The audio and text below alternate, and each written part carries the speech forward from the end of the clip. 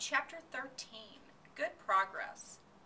Far into the night, while the other creatures slept, Charlotte worked on her web. First she ripped out a few of the orb lines near the center. She left the radio lines alone, and as they were needed for support. As she worked, her 8 legs were a great help to her. So were her teeth. She loved to weave, and she was an expert at it. When she was finished ripping things out, her web looked something like this. Here's a picture of Charlotte with her web. A spider can produce several kinds of thread. She uses a dry, tough thread for foundation lines, and she uses a sticky thread for snare lines, the ones that catch and hold insects. Charlotte decided to use her dry thread for writing the new message. If I write the word terrific with sticky thread, she thought, every bug that comes along will get stuck in it and spoil the effect. Now let's see. The first letter is T. Charlotte climbed to a point at the top of the left-hand side of the web. Swinging her spinnerets into position, she attached her thread and then dropped down. As she dropped, her spinning tubes went into action and she let out the thread. At the bottom, she attached the thread. This formed the upright part of the letter T. Charlotte was not satisfied, however. She climbed up and made another attachment right next to the first. Then she carried the line down so that she had a double line instead of a single line. It will show up better if I make the whole thing with double lines. She climbed back up, moved over about an inch to the left, touched her spinnerets to the web, and then carried a line across to the right, forming the top of the T. She repeated this, making it double. Her 8 legs were very busy helping. Now for the E. Charlotte got so interested in her work, she began to talk to herself, as though to cheer herself on. If you had been sitting quietly in the barn cellar that evening, you would have heard something like this.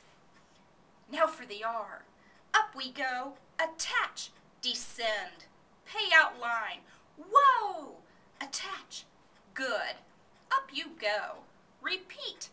Attach. Descend. Pay out line. Whoa, girl. Steady now. Attach. Climb. Attach. Over to the right. Pay out line. Attach. Now right and down and swing that loop and around and around. Now into the left. Attach. Climb. Repeat. Okay. Easy. Keep those lines together. Now then, out and down for the leg of the R. Pay out line. Whoa. Attach. Ascend. Repeat. Good girl. And so, talking to herself, the spider worked at her difficult task. When it was completed, she felt hungry. She ate a small bug that she had been saving. Then she slept. Next morning, Wilbur arose and stood beneath the web. He breathed the morning air into his lungs. Drops of dew, catching the sun, made the web stand out clearly.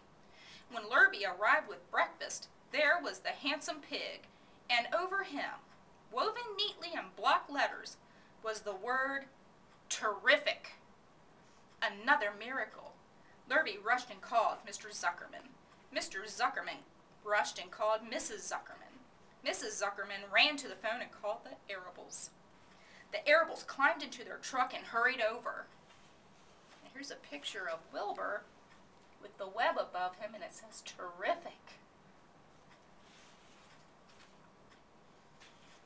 Everybody stood at the pig pen and stared at the web and read the word over and over, while Wilbur, who really felt terrific, stood quietly, swelling out his chest and swinging his snout from side to side. Terrific, breathed Zuckerman in joyful admiration. Edith, you better phone the reporter on the Weekly Chronicle and tell him what has happened. He will want to know about this. He may want to bring a photographer. There isn't a pig in the whole state that is as terrific as our pig. The news spread. People who had had journeyed to see Wilbur when he was some pig, came back again to see him now that he was terrific. That afternoon, when Mr. Zuckerman went to milk the cows and clean up the tie-ups, he was still thinking about what a wondrous pig he owned. "Lurvy," he called, "there is to be no more cow manure thrown down into that pig pen. I have a terrific pig. I want that pig to have clean, bright straw every day for his bedding. Understand?" "Yes, sir," said Lurvy. "Furthermore," said Mr. Zuckerman, "I want you to start building a crate for Wilbur. I have decided to take the pig to the county fair on September 6th. Make the crate large and paint it with green with gold letters." "What will the letters say?" asked Lurvy. "They should say, 'Zuckerman's famous pig.'" Lurvy picked up a pitchfork and walked away to get some clean straw. Having such an important pig was going to mean plenty of extra work. He could see that.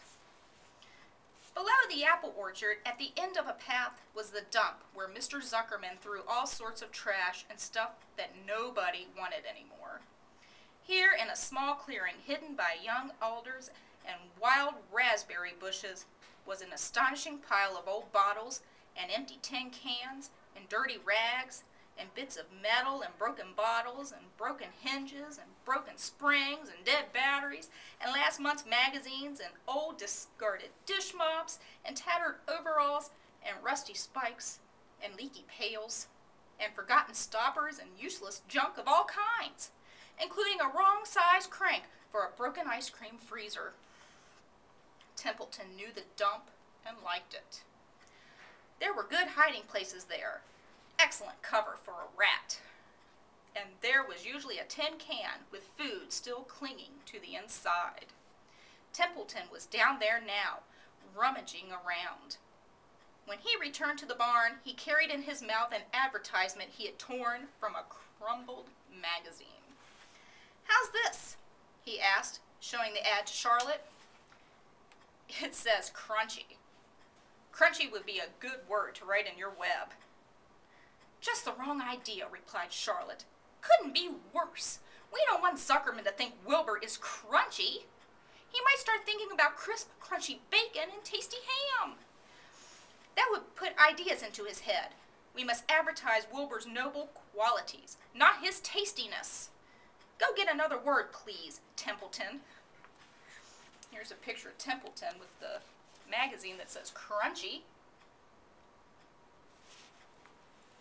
The rat looked disgusted, but he sneaked away to the dump and was back in a while with a strip of cotton cloth. "How's this?" he asked. "It's a label off an old shirt." Charlotte examined the label. It said pre-shrunk. "I'm sorry, Templeton," she said, "but pre-shrunk is out of the question. We want Zuckerman to think Wilbur is nicely filled out, not all shrunk up. I'll have to ask you to try again." "What do you think I am?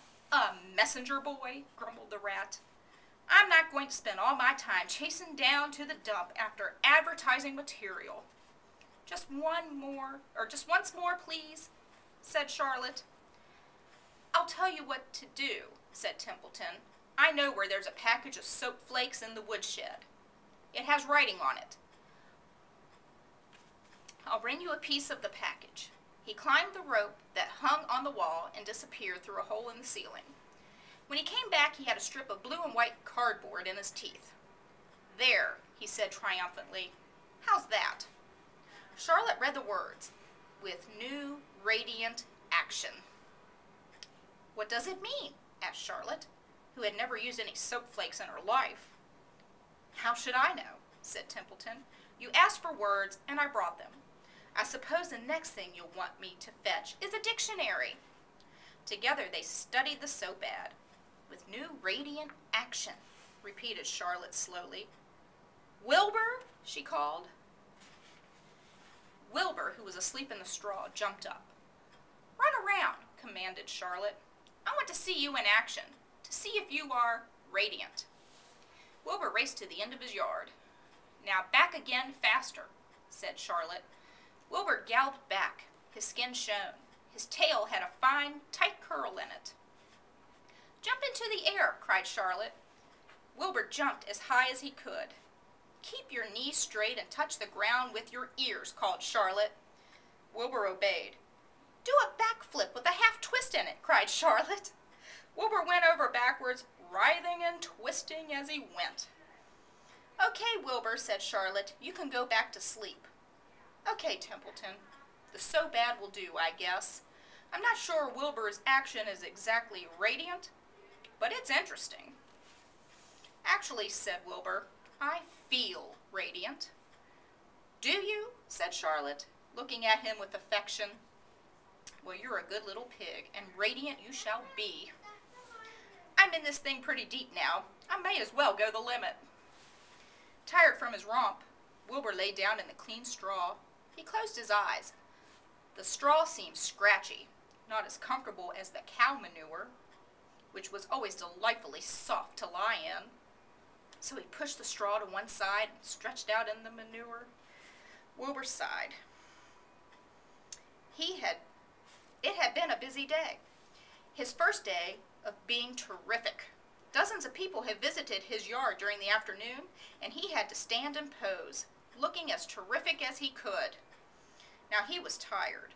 Fern had arrived and seated herself quietly on her stool in the corner. Tell me a story, Charlotte, said Wilbur, as he lay waiting for sleep to come. Tell me a story. Here's a picture of Wilbur when he was flipping. So Charlotte, although she too was tired, did what Wilbur wanted. Once upon a time, she began, I had a beautiful cousin who managed to build her web across a small stream. One day a tiny fish leaped into the air and got tangled in the web. My cousin was very much surprised, of course. The fish was thrashing wildly. Here's a picture of the fish caught in the web. My cousin hardly dared tackle it, but she did.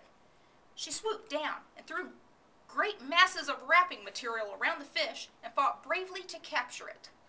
Did she succeed? Asked Wilbur. It was a never-to-be-forgotten battle, said Charlotte. There was the fish, caught only by one fin, and its tail wildly thrashing and shining in the sun. There was the web, sagging dangerously under the weight of the fish. How much did the fish weigh? Asked Wilbur eagerly. I don't know, said Charlotte. There was my cousin, slipping in, dodging out, beaten mercilessly over the head by the wildly thrashing fish, dancing in, dancing out, throwing her threads and fighting hard. First she threw a left around the tail. The fish lashed back. Then a left to the tail and a right to the midsection. The fish lashed back. Then she dodged to one side and threw a right and another right to the fin. Then a hard left to the head, while the web swayed and stretched. Then what happened? Asked Wilbur. Nothing, said Charlotte. The fish lost the fight. My cousin wrapped it up so tight it couldn't budge. Then what happened? Asked Wilbur. Nothing, said Charlotte. My cousin kept the fish for a while, and then when she got good and ready, she ate it. Tell me another story, begged Wilbur. So Charlotte told him about another cousin of hers who was an aeronaut. What is an aeronaut? Asked Wilbur. A balloonist, said Charlotte. My cousin used to stand on her head and let out enough thread to form a balloon. Then she'd let go and be lifted into the air and carried upward on the warm wind. Is that true? Asked Wilbur. Or are you just making it up? It's true, replied Charlotte. I have some very remarkable cousins. And now, Wilbur, it's time you went to sleep. Sing something, begged Wilbur, closing his eyes. So Charlotte sang a lullaby, while crickets chirped in the grass and the barn grew dark. This was the song she sang. Sleep, sleep, my love, my only, deep, deep in the dung and the dark. Be not afraid and be not lonely. This is the hour when frogs and thrushes praise the world from the woods and the rushes. Rest from care, my one and only, deep in the dung and the dark. But Wilbur was already asleep. When the song ended, Fern got up and went home. And And that's it until chapter 14.